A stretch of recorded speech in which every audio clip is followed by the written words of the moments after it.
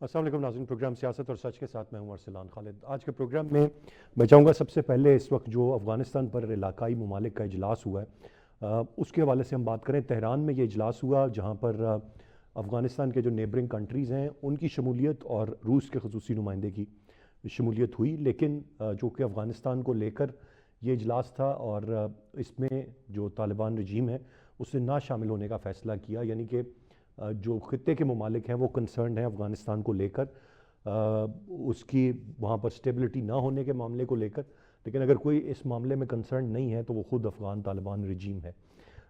گو کہ تہران میں یہ کہا گیا کہ یہ طالبان کا جو فیصلہ ہے وہ اس کا احترام کیا جانا چاہیے، اور احترام کرتے ہیں کہ وہ انہوں نے جو بھی فیصلہ لیا اس میں نہ آنے کا، لیکن پاکستان نے بڑا کھل کر اپنا مقدمہ یہاں پر رکھا اور بڑا واضح طور پر بتایا کہ کس طریقے سے استحکام بہت ضروری ہے افغانستان میں، اور اس سے اس کے ہمسایہ ممالک میں بھی استحکام آئے گا۔ اور اس بات کو سیکنڈ کیا مکمل طور پر تہران کی جانب سے، ایران کی جانب سے بھی، ایرانی وفد کی جانب سے بھی، اور انہوں نے کہا کہ اگر یہ معاملہ اسی طرح رہتا ہے اور افغانستان میں اسٹیبلٹی نہیں آتی تو یقیناً اس سے ایران بھی بڑی حد تک متاثر ہوگا۔ آج صرف اگر یہ بات پاکستان کر رہا ہے، کل کو دیگر نیبرنگ کنٹریز اور ممالک جو ہیں وہ بھی یہی بات کر رہے ہوں گے۔ بہرحال پاکستان اور تہران نے تعاون بڑھانے کی بات کی ہے ایک دوسرے کے ساتھ، اور گزشتہ کچھ عرصے میں ہم نے دیکھا ہے کہ بہت بہتری آئی ہے پاکستان اور ایران کے ریلیشن شپ میں، اور اسی کا اعادہ ہم نے دوبارہ اس کانفرنس کے ذریعے بھی دیکھا ہے جو ہمیں نظر آیا ہے۔ لیکن جو ایک ورثم بات ہے وہ طالبان رجیم اور وہاں پر فتنہ الخوارج، اور اب میرے خیال سے یا ٹی ٹی پی کہہ لیں یا جو افغان طالبان ہیں یا جن کو فتنہ الہندوستان یا فتنہ الخوارج کہتے ہیں، یہ اب ہمیں واضح ہوتا چلا جا رہا ہے وقت کے ساتھ ساتھ کہ یہ سب ایک ہی کچھ ہیں، وہ فرق نہیں ہے ان میں، یہ کرائے کے قاتل ہیں۔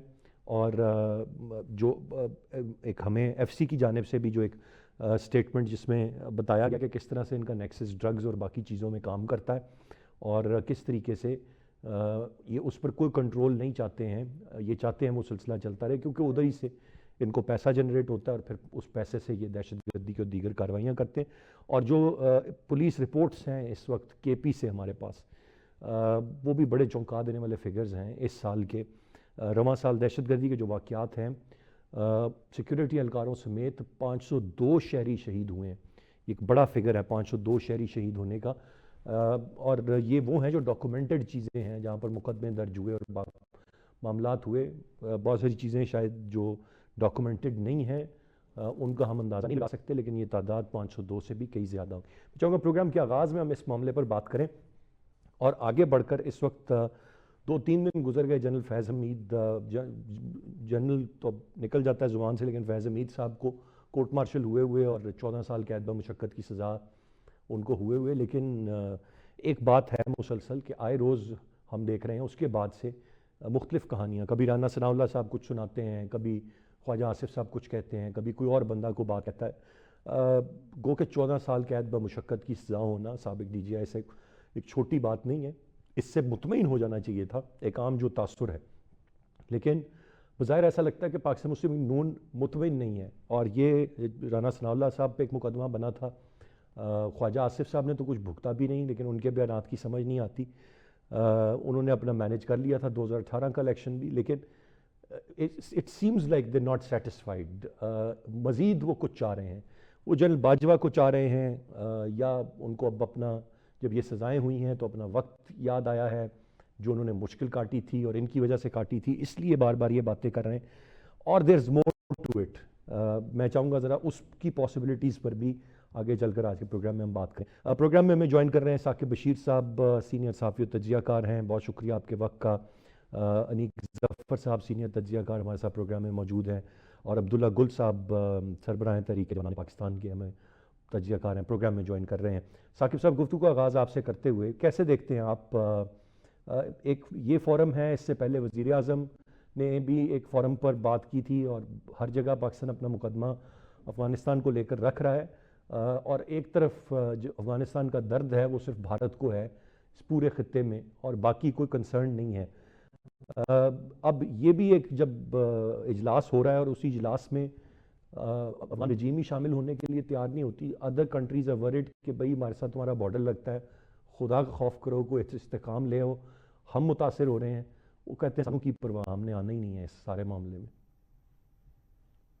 بالکل جو افغانستان کے ساتھ ایران بھی ہے، پاکستان میں جو افغان مہاجرین ایک بڑی تعداد میں جو ہے وہ افغان مہاجرین یہاں پہ رہے، اب ان کو واپس بھی بھیجا جا رہا ہے۔ اگر محتاط اندازے سے بھی بات کریں تو لاکھوں کی تعداد میں ایران سے بھی افغان مہاجرین کو واپس بھیجا گیا، اور پاکستان بھی پچھلے 2 سال سے ان کو جو ہے وہ وقتاً فوقتاً جو ہے وہ واپس بھیج رہے ہیں، اور اس اسٹرکٹ پالیسیز دن بدن جو ہے وہ آتی جا رہی ہیں۔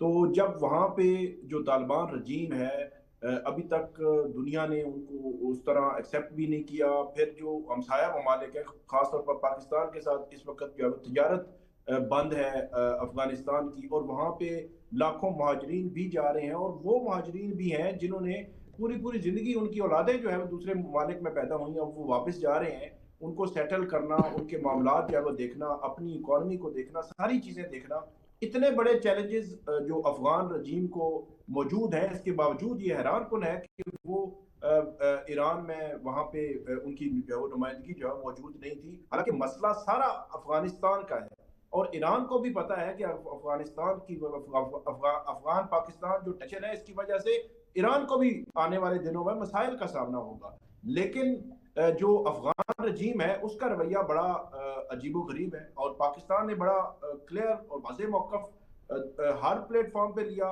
پھر دوحہ میں جو کچھ ہوا، استنبول میں جو پاکستان کا سٹانس تھا وہ بڑا کلیئر تھا، خاص طور پر ٹی ٹی پی کے حوالے سے، کہ ٹی ٹی پی کو کنٹرول کرنا جو افغان رجیم ہے اس کا کام ہے، اور ان کو شورٹی پتہ نہیں وہ کیوں نہیں دے رہے اس بات کی کہ جو وہاں سے ٹی ٹی پی جو جس کو وہاں پہ ٹریننگ جس کی ہوتی ہے، جو اپنا سارا سامان وہاں پہ رکھتی ہے، پاکستان میں دہشت گردی کے خلاف وہ استعمال کر رہے ہیں اپنے آپ کو، بھارت جو ہے وہ ان کے پیچھے اس کے الزامات جو ہے وہ موجود ہیں۔ تو اس سارے تناظر میں حیران کن ہے کہ جو افغان طالبان کی جو رجیم ہے وہ نہ تو پاکستان کے ساتھ اس طرح، نہ ہی ایران کے جو ہمسایہ ممالک ہے ان کے ساتھ چل رہا ہے، اور یہ اس کے لیے زیادہ خطرناک ہے۔ پاکستان کا سٹانس دیکھا جائے تو دہشت گردی کے واقعات کا جس طرح آپ نے ذکر کیا، افغان بارڈر سائڈ پہ، پھر جو ہمارے خیبر پختونخوا میں دہشت گردی کے واقعات ہیں اس میں بہت زیادہ اضافہ بھی ہوا، اور پاکستان کے کنسرن بڑے جینوین ہیں، دنیا نے بھی تسلیم کیا، جو ثالث تھے انہوں نے بھی پاکستان کے موقف کو تسلیم کیا کہ وہ بات ٹھیک کر رہے ہیں، ٹھیک ہے آپ آپس میں چیزیں آگے بڑھائیں، لیکن افغان طالبان یہ جو وہ کم سے کم یہ چھوٹی تو دے نا کہ آئندہ سے ان کی سرزمین پاکستان کے خلاف، ہمسایہ کے خلاف استعمال نہیں ہوگی، اگر استعمال ہوگی ایک چند دن پہلے ایک فتویٰ وہاں سے آیا ہے، ایک پازیٹیو آپ اس کو مثبت پیش رفت کہہ سکتے ہیں کہ وہاں سے ایک فتویٰ جو ہے وہ آیا ہے جس میں یہ کہا گیا ہے کہ پاکستان کے خلاف افغان سرزمین جو ہے وہ لیکن استعمال نہیں ثاقب ہونی صاحب چاہیے، وہ یا جو وہ جہاد۔ جو فتویٰ جس کی آپ طرف اشارہ کر رہے ہیں وہ مجھے بہت زیادہ اس پہ کچھ ملا نہیں، کہ وہ کتنا آفیشلی کوئی ایک فتویٰ تھا، کتنا ان آفیشل تھا، کسی نے اپنے طور پہ کیا، اس کی مجھے بہت زیادہ تفصیلات نہیں میں آپ کے پاس ہے ہاں کوئی اس وہ کی گورنمنٹ لیول پہ نہیں تھا، وہ ہاں وہ لوکلی ہو سکتا ہے، مطلب ٹھیک آپ بات کر رہے ہیں کہ جو طالبان رجیم ہے، گورنمنٹ ہے وہاں کی، جو وہاں کے انتظامی معاملات جو دیکھ رہے ہیں ان کی جانب سے ایسا فتویٰ نہیں ہے، یہ بات بالکل حقیقت ہے، وہ لوکلی کوئی ہو سکتے ہیں مذہبی لوگ جو ہے وہ اس طرح کی بات کسی نے کی ہو وہاں پہ، افغان رجیم کی جانب سے بھی اس قسم کا موقف آنا چاہیے۔ ماضی میں جب پاکستان کے تعلقات قدرے جو بہتر تھے تو اس وقت ہم نے سنا تھا کہ وہاں سے اس قسم کی بات جو ہے وہ آ سکتی ہے، لیکن وہ نہیں آئی، نہ شورٹی دی گئی، ٹی ٹی پی اسی طرح ہی ان کی سرزمین بھی استعمال کر رہی ہے، اور بھارت جو ہے وہ بھارت کے ساتھ افغان رجیم جو ہے اپنی پنگیں بڑھا رہے ہیں، تو اس کا الٹیمیٹلی پاکستان کی جانب سے تو سخت جو ہے وہ رد عمل تو آئے گا۔ جب بھارت اور پاکستان کے درمیان مئی میں جنگ ہوئی ہے، ابھی بھی معاملات جو ہے وہ اسی طرح ایک ٹینشن کا ماحول کسی نہ کسی صورت میں جو ہے وہ موجود ہے، تو اگر وہاں وہ افغان جو رجیم ہے وہاں پہ طالبان کی بھارت کے ساتھ جائے گی تو پاکستان تو سخت رد عمل دے گا۔ تو اس میں حل یہی ہے، جو ایران جو ہے وہ جس اینگل سے دیکھ رہا ہے، یا ایران کی جانب سے جو سٹیٹمنٹ آیا ہے کہ الٹیمیٹلی جو ان کو بھی اس کا اثر جو ہے وہ پہنچے گا، اس کو کوئی نہ کوئی حل جو ہے وہ نکلنا چاہیے، اور افغان طالبان کو پاکستان کے خلاف اپنی سرزمین استعمال کرنے سے جو روکنا چاہیے۔ آپ نے درست فرمایا، حل نکلنا تو چاہیے، امید تو یہ بڑی کی جا رہی تھی، یعنی ظفر صاحب بات یہ ہے کہ اگر میں یہ کہوں کہ اس وقت جو کابل پہ ایک مسلح جتھا ہے جو قابض ہو گیا ہے، ایک عبوری حکومت ہے، کوئی الیکشن عوام کی ترجمانی یہ کرتے نہیں ہیں ویسے بھی، اسلحے کے زور پہ امریکہ کے نکلنے کے بعد آ کے یہ وہاں پر بیٹھ گئے. اب یہ مجھے لوگ بتا رہے ہیں، اور ہمارے افغانی دوست اور تعلق میں جو لوگ ہیں وہاں پہ جو صحافی ہیں، جب ان سے بات ہوتی ہے وہ یہ بتا رہے ہیں کہ ان کو یہ پاکستان کا کیا خیال کریں گے، یا پاکستان میں دہشت گردی ہو رہی ہے، یا یہ ان کو اپنے افغان عوام کی فکر نہیں ہے. یہ ان تک کی فکر اور ان کی بھی پلز کو یہ نہیں پڑھ رہے ہیں. اب یہ بڑا نقصان اٹھا رہے ہیں یہ ٹریڈ پاکستان کی بند ہونے سے. ایک عام آدمی جو ہے وہ سفر کر رہا ہے، اس کو دوائیوں کی قیمتیں بہت زیادہ ہو گئی ہیں، جو افورڈ نہیں وہ کر پا رہا، چیزوں کی قیمتیں زیادہ ہو گئی ہیں، بٹ یہ ٹس سے مس نہیں ہو رہے. ان کو کوئی پرواہ نہیں ہے. ان کا سلوشن کس طریقے سے ہے؟ بات چیت کی میز پر یہ نہیں آتے، مذاکرات سے یہ نہیں چلتے، عوام کی فکر ان کو نہیں ہے. What's the way forward? انیک صاحب. السلام علیکم، شکریہ ارسلان. جی وعلیکم السلام.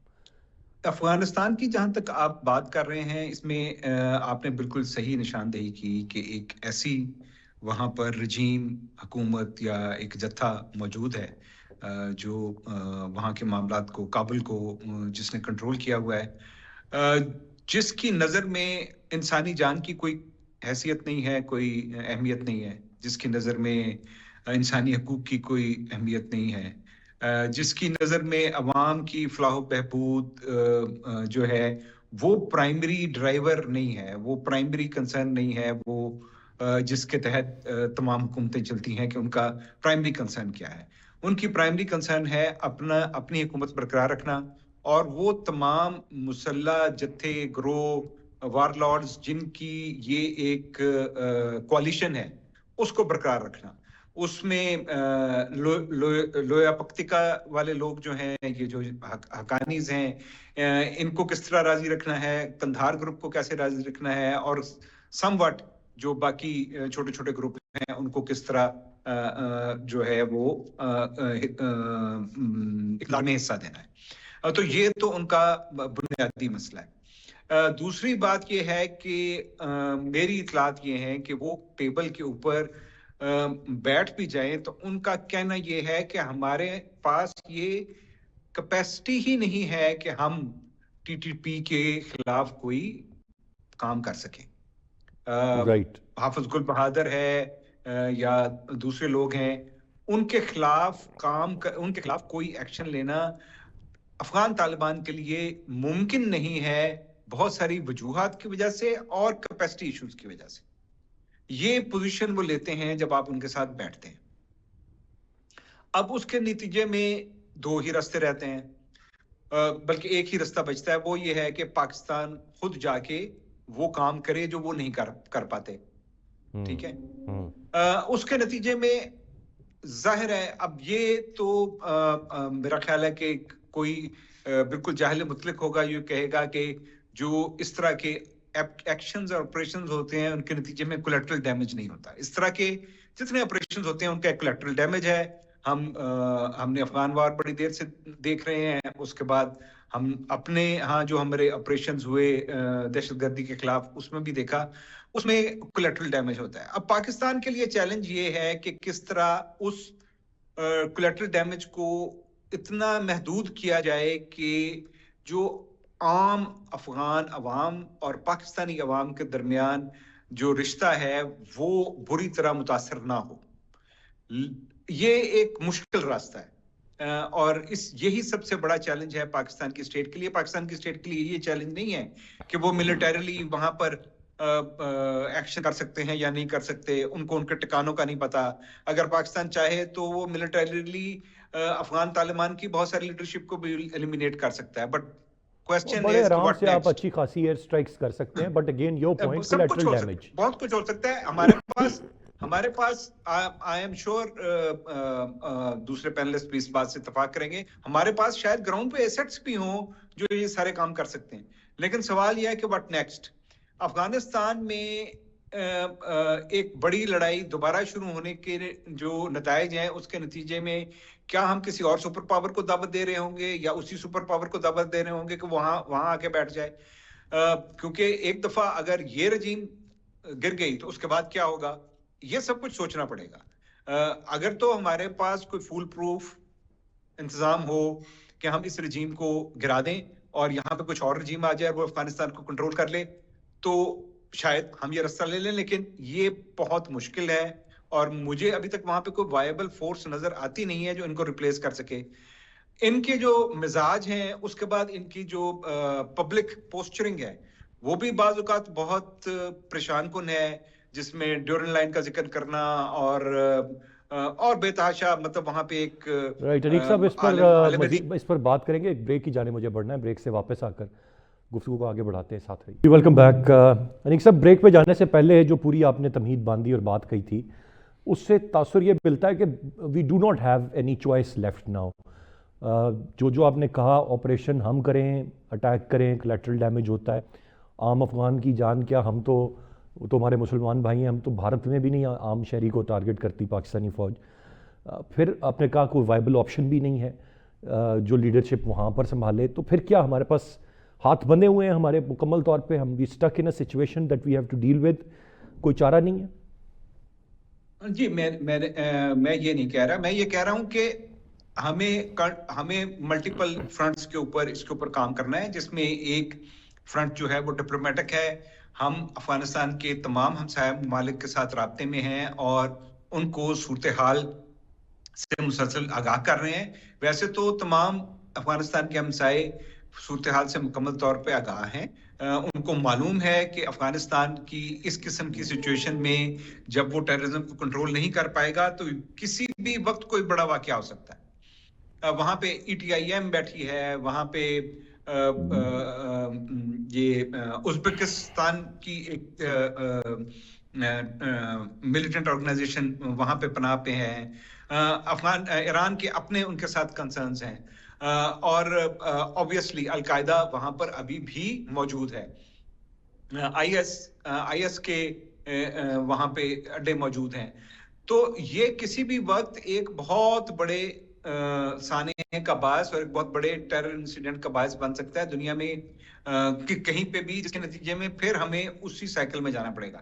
تو ان تمام طاقتوں کو اس بات کا ادراک ہے اور ان تمام طاقتیں جو ہیں وہ کوشش کر رہی ہیں کہ طالبان کو کچھ بات سمجھا سکیں، ان کو اس صورتحال کا پوری طرح ادراک کروائیں کہ یہ اس طرح معاملات سسٹینیبل نہیں ہیں. پاکستان کے پاس آپشن یہی ہے کہ ٹارگیٹڈ آپریشنز جاری رہیں گے اور ڈپلومیٹک انگیجمنٹ جاری رہے گی. پاکستان افورڈ نہیں کرتا کہ ٹارگیٹڈ آپریشنز نہ کرے. اس کے علاوہ انٹیلیجنس بیسڈ آپریشن جو پاکستان کے اندر ہیں ان کو بھی تیز کرنا پڑے گا، اور پاکستان میں اگر ان کے کوئی سپورٹ سسٹمز ہیں ان کو ختم کرنا ہوگا. پھر اگر ہمارے پاس سالڈ ایویڈنس ہے کہ ڈرگ منی یوز ہو رہی ہے ٹیررزم کے لیے تو اس کو ہمیں دنیا بھر میں ہائی لائٹ کرنا ہوگا. تو یہ چند ایک آپشنز ہمارے پاس موجود ہیں اور ہمیں ان کے اوپر کام کرنا ہے. Right sir, point well taken. یہ تو بات ہو گئی افغانستان کے معاملے کی. ثاقب صاحب اب آ جاتے ہیں اس معاملے پر جس پر بات ہو رہی ہے. تیسرا دن ہو گیا، چوتھا دن بات چیت تھم نہیں رہی ہے. مجھے تاثر یہ ملا یا مل رہا ہے، شاید آپ پتہ نہیں اتفاق کریں گے اس بات سے یا نہیں، کہ PMLN 14 سال قید بمشقت کی سزا سے بھی شاید ابھی تک خوش نہیں ہے. حالانکہ اس کو بڑا اپریشیٹ کیا جانا چاہیے. ماضی میں مثال نہیں ہے کہ کوئی سابق DGI اس لیول پہ ایک جنرل اور اس پہ اس طرح کی سزا ہو، جبکہ بہت سارے ایسے شواہد ماضی میں بھی رہے سیاست میں عمل دخل کے، سیاسی انجینئرنگ کے. تو یہ کوئی نئی بات نہیں تھی، لیکن یہ فیصلہ ایک پریسیڈنٹ ہے جو کہ شاید آنے والے وقت کے لیے چیزیں ٹھیک کریں. ایسا کیوں لگتا ہے کہ PMLN چاہتی ہے کہ نہیں وہ پورا نہیں ہوا مزہ، ابھی یہ کم ہے، کچھ اور زیادہ ہونا چاہیے؟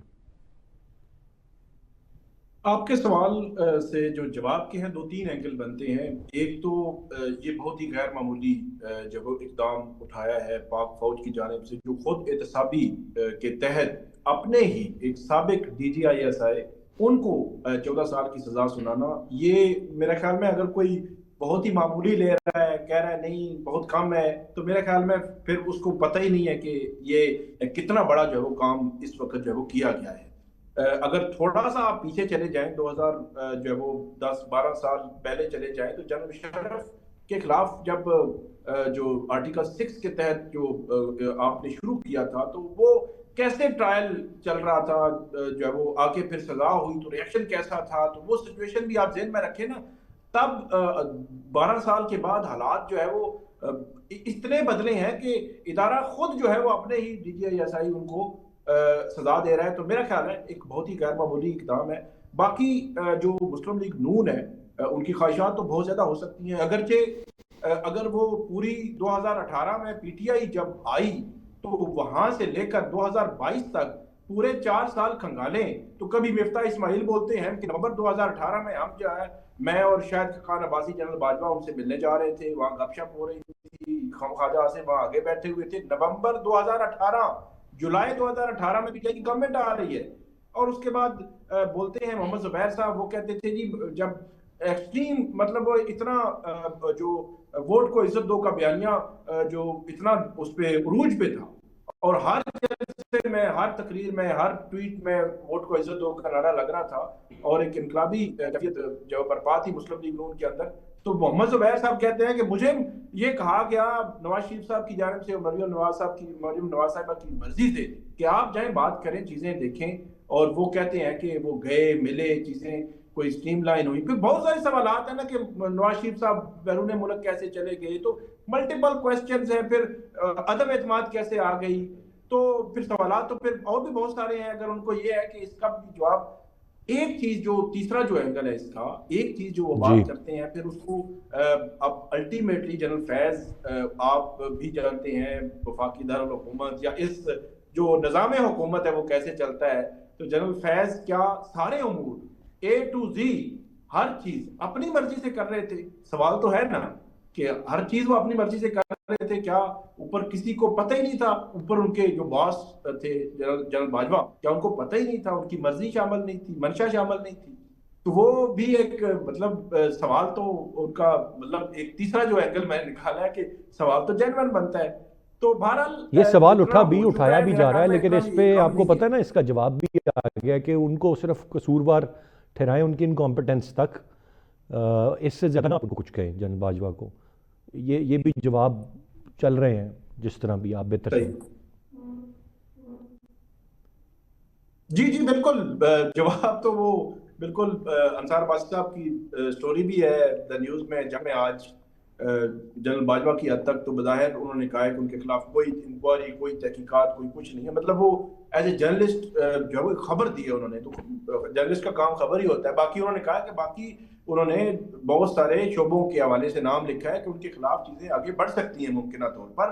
اور جو جنرل فیض ہیں ان کے حوالے سے بھی جو پریس ریلیز میں آخری لائن تھی سر، اب ثاقب بھائی صرف خبر تک تو بات نہیں رہتی، اب تو اعلان ہوتے ہیں، آپ کو پتہ ہے. یہ اعلان ہے، خبر ہے. اصل میں ہوتا تو وہی ہے جو آپ کہہ رہے ہیں، لیکن یہ ہے کہ خبر صحافی تو خبر دیتا ہے کہ یہ خبر ہے جی، بیہائنڈ دا سین یہ چل رہا ہے. تو اس سے جو آخری لائن تھی ابھی اس کا انتظار باقی ہے کہ جس میں یہ کہا گیا کہ جو جنرل فیض کے حوالے سے پریس ریلیز آئی تھی ان کو جب سزا ہوئی تھی کہ اس پہ ابھی انکوائری یا تحقیقات یا چیزیں جو ہے دیکھی جا رہی ہیں.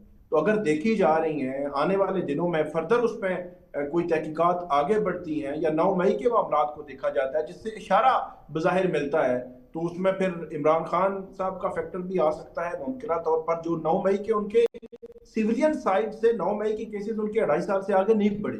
اب دیکھنا یہ ہے کہ کیا اس آخری لائن سے کچھ نکلے گا کہ ان کے خلاف جو ہے وہ کیس فردر کسی سائڈ پہ بھی چلنا شروع ہو جائے.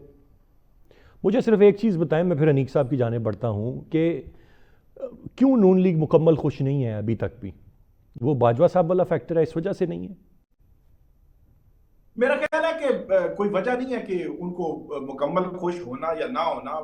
پھر بات وہی آ جاتی ہے نا کہ اگر 2018 کا الیکشن پی ٹی آئی کو ملا تھا تو اس کا پھر آپ کو بدلہ تو مل گیا نا. 2024 کا الیکشن تو مسلم لیگ نون کو بھی مل گیا.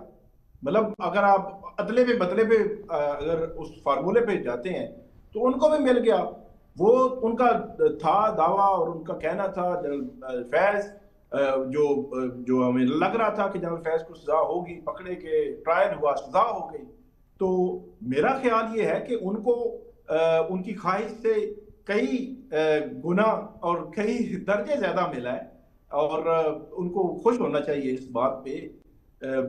باقی تو جو بھی ان کے جو مخالفین ہوتے ہیں ان کے خلاف، فرض کریں ایک یہ بھی چیز دیکھ لینا آپ کہ پچھلے دور میں جو جنہیں کاٹی ہیں جو مین لیڈرشپ ہے، اس میں میکسیمم جیل تو نواز شریف صاحب کی ہے 10 ماہ کی، باقی تو سارے نیچے ہیں 6 ماہ 4 ماہ، مریم نواز صاحبہ، کیپٹن صفدر اور ان کی یہ ہیں.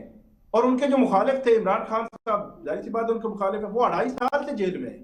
ان کی جو وائف ہے 1.5 سال سے جیل میں ہے. تو اس کا مطلب یہ ہے کہ جو بدلہ تھا وہ ڈبل مل چکا ہے ان کو. اب مطلب میرا خیال ہے ان کو آگے بڑھنا چاہیے، معیشت کی طرف دیکھنا چاہیے. بڑے اصولاً سوالات ہاں، آج کل میں بولتے ہیں.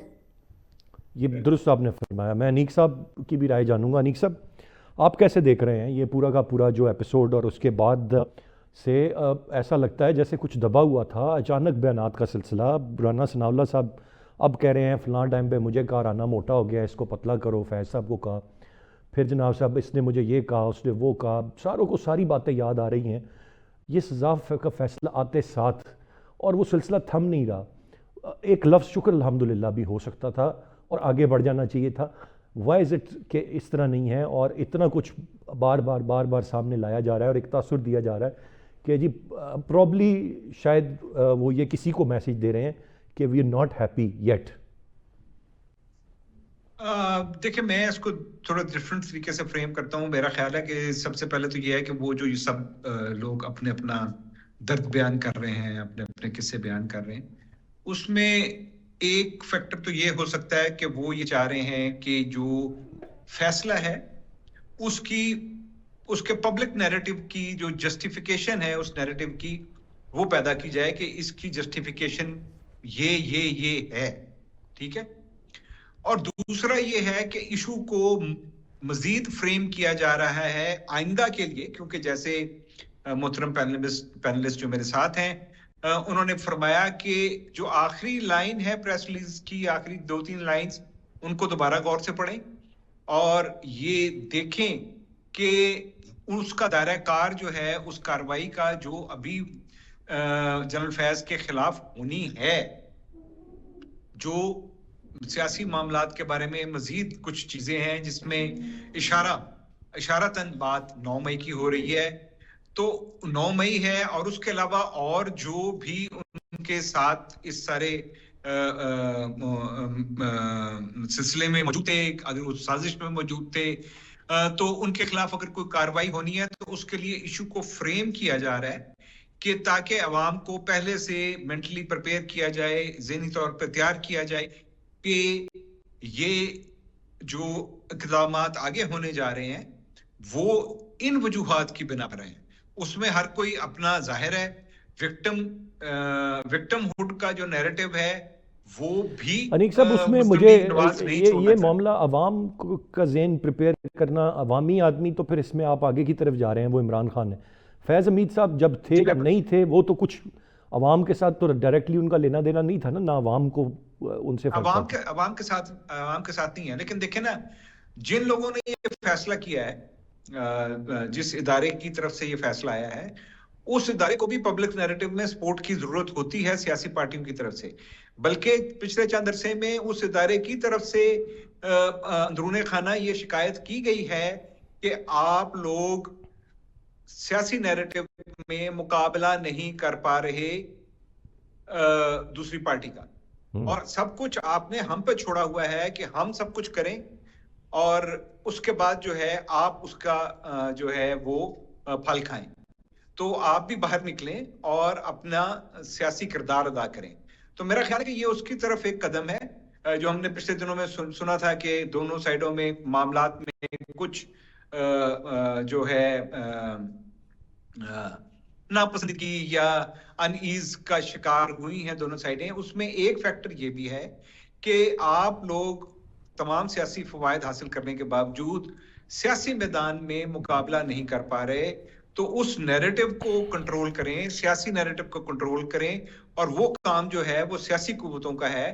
تو میرا خیال ہے کہ یہ شاید اس کا بھی ایک اثر ہے. اور جہاں تک آپ کی یہ بات ہے کہ وہ ناخوش ہیں، میرا خیال ناخوش سے زیادہ ان کو مزید کی طلب ہے، اور اس میں وہ چند اور کردار بھی ہیں جن کو شاید وہ چاہتے ہیں کہ ان کے بارے میں بھی کچھ ایکشن لیا جائے. جیسے کہ मियां नवाज शरीफ साहब ने चंद दिन पहले अपनी प्रेस कॉन्फ्रेंस में भी कहा था कि इमरान खान तो चले हैं जेल में जो हैं, लेकिन कुछ और किरदार भी हैं जिनका एहतसाब होना जरूरी है। कुछ और किरदार भी हैं जिनका एहतसाब होना ज़रूरी है। एक सवाल जी बड़ा अहम है जो उठता भी है यहाँ पर, वो थोड़ा सा जो मैं समझने से कासिर रहा कि जो रेड लाइन थी फ़ौज के लिए और होनी चाहिए, और हर किसी, दैट वाज 9th में, कि भाई हद ही पार हो गई, आपने बहुत ज़्यादा कर। और अगर उसके पीछे जो किरदार हैं, एग्जीक्यूटर पाकिस्तान तहरीक इंसाफ के लोग थे, बहुत सारों को मिलिट्री कोर्ट से सज़ाएँ भी हुई, उनमें से जो निचले सतह पे थे। बाकियों के मामलात क्यों रुके हुए हैं? और ये मामला इस 14 साल कैद बमुशक्कत की सज़ा में जहाँ 4 इल्ज़ामात थे, ये 5वां ऐड करके भी एक फ़ैसला हो सकता था, ऐसा नहीं हुआ, लेकिन उसको अलहदा रख दिया गया और बाकी इल्ज़ामात पे ये फ़ैसला। और फिर जो 2 लाइनों का प्रेस रिलीज़ की जिक्र है, उस पर भी एक बहस चल पड़ी है। ये थोड़ी सी बातें हैं जिन पर मैं चाहूँगा ब्रेक के बाद हम बात करें। साथ रहिए जी। Welcome back. अब्दुल्ला गुल साहब ने भी हमें ज्वाइन किया जी प्रोग्राम में, सरबराह तहरीक जवानान पाकिस्तान। बहुत शुक्रिया, वेलकम कहूँगा। अब्दुल्ला साहब, साकिब बशीर साहब, अनीक ज़फ़र साहब मेरे साथ मौजूद हैं। काफ़ी हद तक हम गुफ्तगू कर चुके हैं, अब आप ने हमें ज्वाइन किया है, तो मैं ज़रा जो बात हम कर रहे थे थोड़ा सा ज़रा उस पर आप अपनी राय का इजहार करें और फिर हम आगे बढ़ते हैं। वो ये कि जनरल फैज़ साहब 14 साल की सज़ा, कैद बमुशक्कत, सारी चीज़ें, उसके बावजूद जो हमें एक सेटिस्फेक्शन या जो खुशी नज़र आनी चाहिए, नून लीग जो क्लेम करती है कि वो विक्टिम रही है उस दौर में, वो नहीं है, बल्कि वो डू मोर का मुतालबा कर रहे हैं। अब किससे कर रहे हैं? वो जनरल बाजवा साहब का भी नाम बीच में लाना चाहते हैं, बाकी चीज़ें। ऐसा क्यों है? बिस्मिल्लाहिर्रहमानिर्रहीम, बहुत शुक्रिया। अगर मेरे ख्याल में आबैल मुझे मार्क वाली बात करनी है तो ज़रूर करें नून लीग को, अगर, क्योंकि नून लीग को यही समझ नहीं आती। The secret of success is to know when and where to stop, and they must stop now because this is going to go very far. फिर ये बात यहाँ रुकेगी नहीं, फिर ये लपेटे जाएंगे सारे, ये निज़ाम लपेटा जाएगा। अरसलान साहब, सबसे पहले तो मैं माजरत चाहता हूँ कि मैं ताख़ीर से आया। दूसरी बात जो है वो मैं आपको ये बताऊं कि फैज़ हमीद साहब का ट्रायल जो है, it is an on going trial, अभी ये ख़त्म नहीं हुआ।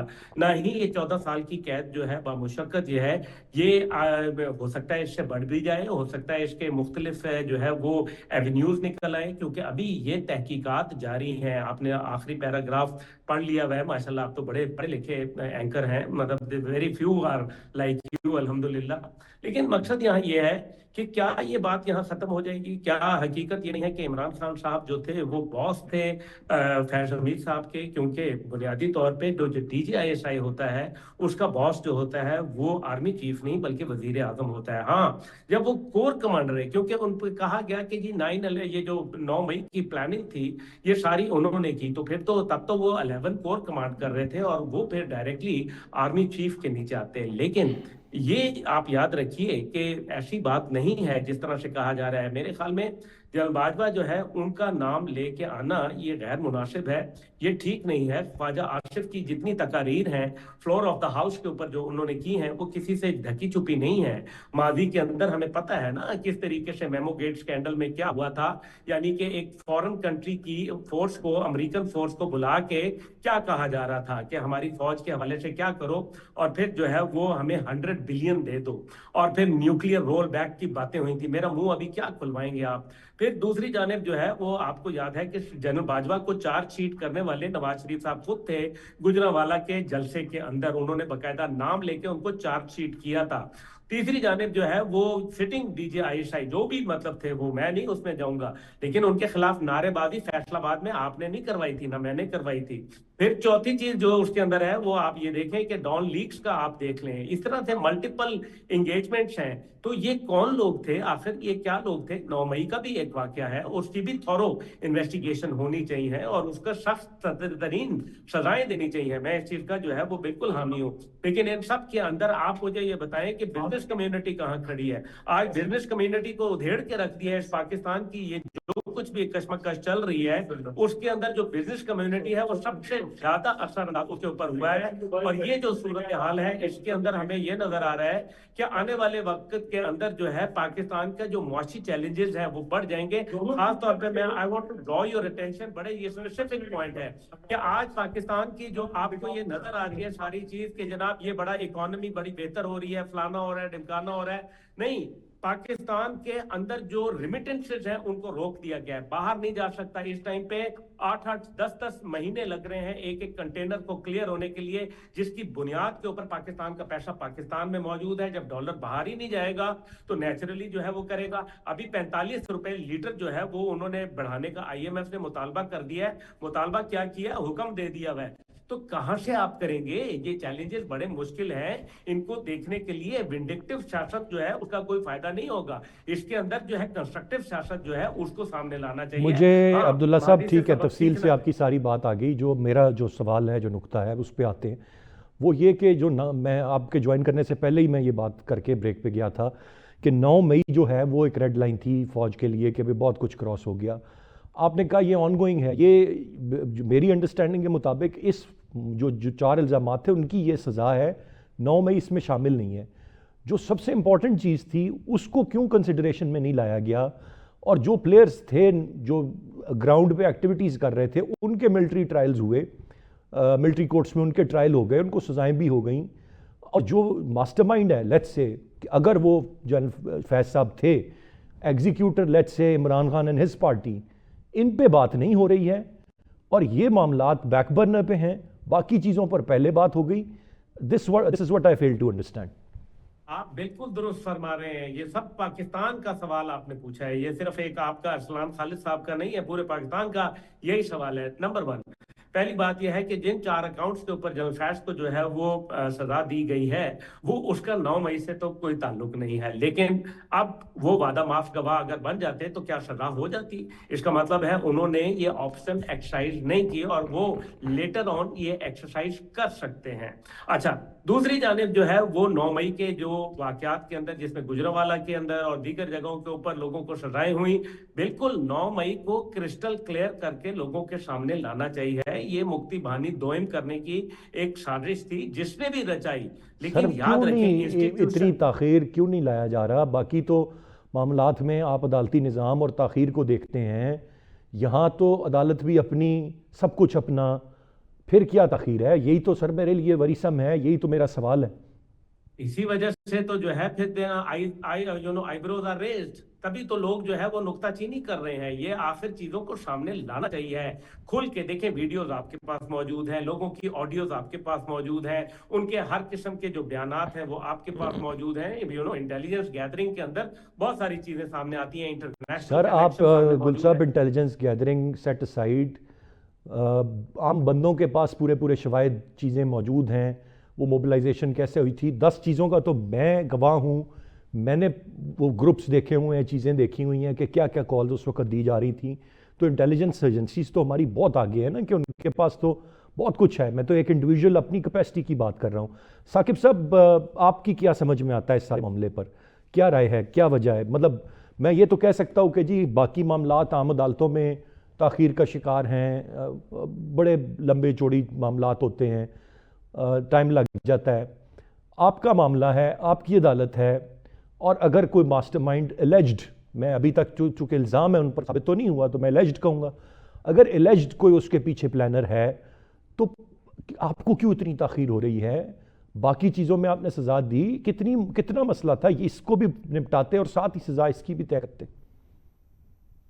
अच्छा, एक तो जनरल फैज़ के हवाले से जो आखिरी लाइन पे हम बात कर रहे हैं, अब्दुल्ला गुल साहब ने कहा कि ये ऑनगोइंग प्रोसेस है। ऑनगोइंग बिल्कुल भी नहीं है। उसकी वजह ये है कि जो ट्रायल उनके खिलाफ चला, जो चार्ज फ्रेम हुआ उन पे, जिसमें उनके खिलाफ गवाह आए, उसके मुखालिफ उन्होंने भी गवाह लाए, उन्होंने अपना दिफा दिया, ट्रायल मुकम्मल हुआ, फैसला हो गया। अब जो आखिरी लाइन है उसका मतलब ये है कि उसमें तहकीकात होगी, एक नया ट्रायल चलेगा और नया ट्रायल फिर पूरा प्रोसेस होगा उसका, यानी कि उन पर चार्ज होगा, उनके खिलाफ अगर कोई गवाहियां हैं, कोई सबूत हैं, कोई उसका को अक्यूज्ड है, कुछ भी होगा, वो फ्रेश एक ट्रायल होगा, उस पर सजा जो पिछले ट्रायल की सजा हो चुकी होगी। मेरा भी यही मानना है जी। बिल्कुल जी।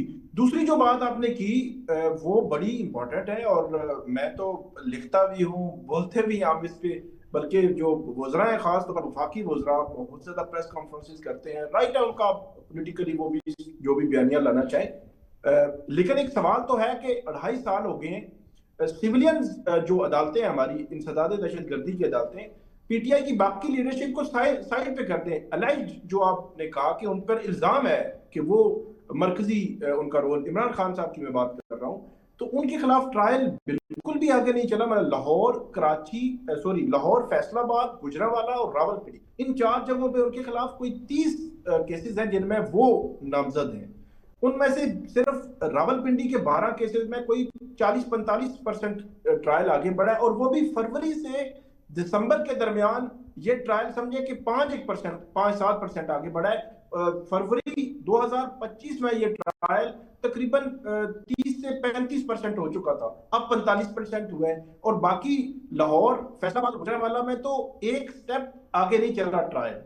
تو یہ وہ سوال ہے جس کا سوال کا جواب میرے خیال میں ثاقب صاحب آپ بھی ویل اویئر، آپ جانتے ہوں گے کہ جب یہ واقعات ہوئے ہیں اور اس میں کہہ لیجئے کوئی ناسمجھ اگر کوئی نوجوان جو اتنی سمجھ نہیں رکھتا یا نہیں اتنا اس کا پولیٹیکل وزڈم، یا جو مزہ لینے کے لیے بھی ان جگہوں کے قریب تھا، وہ بھی جیو فینسنگ میں آیا and he paid the price.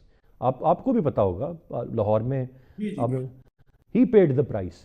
وہ ٹھیک ہے، اگر وہ غلطی کر رہا تھا اس نے قیمت اس کی ادا کی، باقی جو ملوث ان کو کرنی چاہیے. اور جو کہہ لیجئے کہ جو موبلائزر تھے، جو اگر الیجڈ موبلائزر اور جو ماسٹر مائنڈ تھے، 2.5 سال 3 سال 2 سال سب سکون ہے. راوی چین لکھ رہا ہے. بالکل، یہ مطلب اب اس کا جواب بالکل ہمارے پاس نہیں ہے. میں بہت زیادہ آف دا ریکارڈ بھی پروسیکیوشن سے مختلف لوگوں سے یہ پوچھتا ہوں. بلکہ ایک اور چیز، سپریم کورٹ نے اپریل 2025 میں یہ کہا کہ آپ 4 منتھ میں یہ ٹرائل مکمل کریں. تقریباً 18 یا 19 اپریل تھی، تو اس کا مطلب یہ کہ 18 یا 19 اگست تک 9 مئی کے سارے ٹرائل پنجاب میں مکمل ہونے تھے as per supreme court order, judgment, اس کا ڈائریکشن تھی. لیکن وہ بھی اب دسمبر آ چکا ہے. اب میں صرف عمران خان صاحب پر فوکس ہوں فی الحال. باقی ٹرائل جو چل رہے ہیں، جو بھی ہے، جو سزائیں ہو رہی ہیں، عمران خان صاحب ان کا ٹرائل جو ہے وہ آگے نہیں بڑھ پا رہا. انیق صاحب سپریم کورٹ کی ڈائریکشن سے بھی آگے ہو چکے ہیں. آپ نے درست فرمایا. obviously we do not have the answer to that. Aneeq صاحب، آپ کی کوئی انڈرسٹینڈنگ میں ایسی لاجک جو بتا سکے ہمیں کہ what's going on behind the scenes, جو شاید ہم نہیں ابھی پڑھ پا رہے یا سمجھ پا رہے. یقیناً جو فیصلہ کرنے والے ہیں وہ بڑی سوچ اور منطق رکھتے ہیں، لیکن ہم تو کھوج لگانے کی، جاننے کی کوشش اپنے تئیں کر سکتے ہیں. کچھ کلو ہے آپ کے پاس؟ جہاں تک مجھے سمجھ آتی ہے جی، وہ یہ ہے کہ 9 مئی والا جو واقعہ ہے اس کو ایک قسم کا آپ یہ سمجھیں کہ وہ نیوکلیئر آپشن، ٹھیک ہے. اچھا. اس کے اندر ٹاپ لیڈرشپ انکلوڈنگ خان صاحب یا جنرل فیض، ان کو کنورٹ کرنا کا مطلب جو ہے وہ سیڈیشن کے چارجز لے کرنا ہے، ٹھیک ہے. سوری، سو سیڈیشن کے چارجز لے کرنا ایک قسم کا نیوکلیئر آپشن. نیوکلیئر آپشن استعمال کرنے سے پہلے آپ باقی تمام آپشنز ایگزاسٹ کرتے ہیں کہ معاملات جو ہیں، جہاں تک آپ پہنچانا چاہتے ہیں، جو آپ کی اسٹریٹجک ڈائریکشن ہے، جو آپ کے آبجیکٹیوز ہیں، اگر آپ اس نیوکلیئر آپشن کے بغیر اس کو استعمال کر لیں، اس کو حاصل کر لیں، ان چیزوں کو حاصل کر لیں، تو آپ کو نیوکلیئر آپشن استعمال نہ کرنی پڑے. تو میں اس پیرائی میں اس کو دیکھتا ہوں کہ جو پلانرز ہیں، اسٹریٹجک تھنکرز ہیں، مختلف سیاسی اداروں میں یا دوسرے اداروں میں، وہ اس کو ایک آخری آپشن کے طور پہ رکھنا چاہتے ہیں.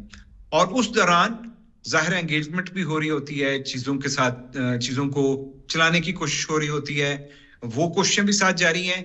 لیکن اگر وہ کوششیں ناکام ہو گئی تو پھر یہ نیوکلیئر آپشن استعمال ہو جائے گا. رائٹ. گل صاحب، ایک چیز جاننا چاہوں گا. اب میں یہ سمجھ لوں کہ آج کے بعد یہ جو فیصلہ آ گیا ہے، کوئی جو ڈی جی ISI کی پوسٹ پر ہوگا اور اس کے ماتحت بھی جو لوگ ہوں گے، وہ سیاسی معاملات میں کوئی انٹرفیئرنس نہیں کریں گے، کوئی عمل دخل ان کا نہیں ہوگا. یہ فوج نے ایک پریسیڈنٹ سیٹ کر دیا. ماضی میں ہمیشہ سے ہوتا رہا ہے. کنفیشنز ہیں، کتابیں لکھی ہوئی ہیں، سب کچھ ہے. اب کیا آپ سمجھتے ہیں کہ آئندہ یہ نہیں ہوگا یا نہیں ہو رہا ہوگا؟ نہیں، بالکل بھی نہیں. یہ ہوگا، اور یہ تب تک ہوگا جب تک کہ ان کو چارٹر کے اندر دیا ہوا ہے. ایک انٹرنل ونگ بنایا گیا، بھٹو صاحب کے زمانے پر بنایا گیا، اور اس کی جسٹیفیکیشن بھی ہے، کیونکہ کہ میں پہلے بھی کئی دفعہ کہہ چکا ہوں کہ جو بنگلہ دیش کے اندر پولیٹیکل انجینئرنگ کے ذریعے پاکستان توڑا گیا، اس کی وجہ تھی کہ تب تک ہماری انٹیلیجنس ایجنسیز جو تھیں وہ پولیٹیکل میڈلنگ نہیں کرتی تھیں، اس لیے اس سیل کو قائم کیا گیا، اور آج تک کوئی حکومت جس کے اندر پیپلز پارٹی، مسلم لیگ اور درمیان میں فوجی حکومت اور خود پی ٹی آئی کی حکومت رہی، کسی نے بھی وہ سیل بند نہیں کیا۔ مجھے ایک بات بتائیے گا گل صاحب، ملک بننے کے ساتھ ہی ماشاء اللہ لگنا شروع ہو گئے تھے، اور 71 تک جو ہے وہ ہم پولیٹیکل انجینئرنگ نہیں کرتے تھے، ہماری ایجنسیز اس میں نہیں تھیں، سمجھ میں تھوڑی سی مشکل سے آتی ہے۔ گزارش کر رہا ہوں کہ آپ نے جو بات کہی ہے میں اس کا جواب دے رہا ہوں کہ یہ تو تب ہوگا نا جب آپ وہ شیل بند کر دیں گے۔ ابھی آپ کا جو جیسے آپ اپنا بطور اینکر کام کر رہے ہیں تو آپ نے اس کا کانٹریکٹ کیا ہوا ہے اور یہ ان کو چارٹر میں ملا ہوا ہے، یہ کوئی یہ نہیں ہے، یہ آئینی طور پر ان کو جو ہے حکم دیا گیا ہے کہ آپ نے یہ کام کرنا ہے۔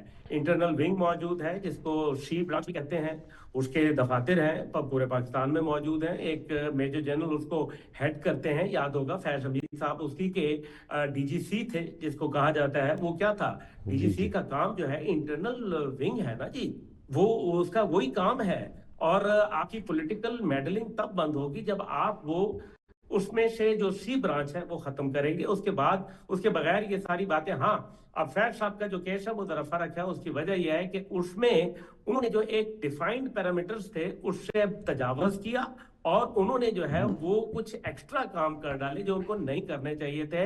اپنے چیف ایگزیکٹو جو کہ اس وقت کے وزیر اعظم ہوتے ہیں، یعنی کہ ڈی جی سی جو ہے وہ D G I S I کو جو ہے وہ رپورٹ کرتے ہیں، لیکن D G I S I جو ہے وہ آرمی چیف کو رپورٹ نہیں کرتے، وہ امیڈیٹلی وزیر اعظم کو رپورٹ کرتے ہیں۔ یہی وجہ ہوتی ہے کہ آئی ایس آئی کی جو پوسٹنگ ہوتی ہے یا اس کو جو وہاں سے کسی کو لانا یا لے جانا، اس میں وزیر اعظم کی چوائس رکھی جاتی ہے، جس کو آپ نے دیکھا بھی کہ 6 اکتوبر 2021 سے 20 نومبر 2021 تک جنرل ندیم انجم اور جنرل فیض کا جو معاملہ چلتا رہا وہ اسی بنیاد کے اوپر تھا۔ تو وہ ایک لمبی کہانی ہے، میں اس میں نہیں جانا چاہتا، لیکن مسئلہ یہاں یہ ہے کہ اس ٹائم پہ جو پولیٹیکل جس طرح سے آپ نے کہا، یہ دیکھیں پہلی بات یہ ہے کہ ایسا کیوں ہو رہا ہے، یہ دیکھنا بڑا ضروری ہے۔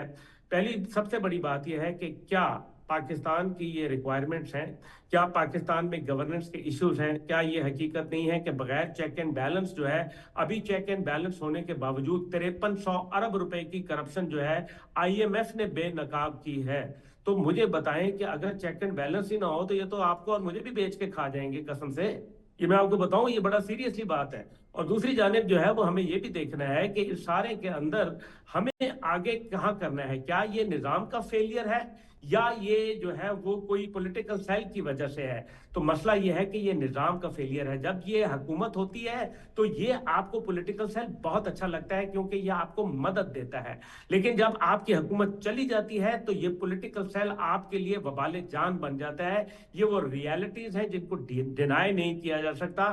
ہاؤ ایور اسی وجہ سے تمام کی تمام حکومتوں نے کسی نے پولیٹیکل سیل بند نہیں کیا، کیونکہ آپ کو یاد ہوگا عمران خان صاحب کا وہ بیان کہ میں جو اپنا بجٹ پاس نہیں کروا سکتا، میں اپنے رائٹ گل صاحب، میرے پاس وقت بالکل ختم ہو رہا ہے، بہت شکریہ ادا کرنا چاہوں گا۔ ناظرین آج کے پروگرام سے اتنے، احسان خالد کو اجازت دیجیے، اللہ نے کے بعد۔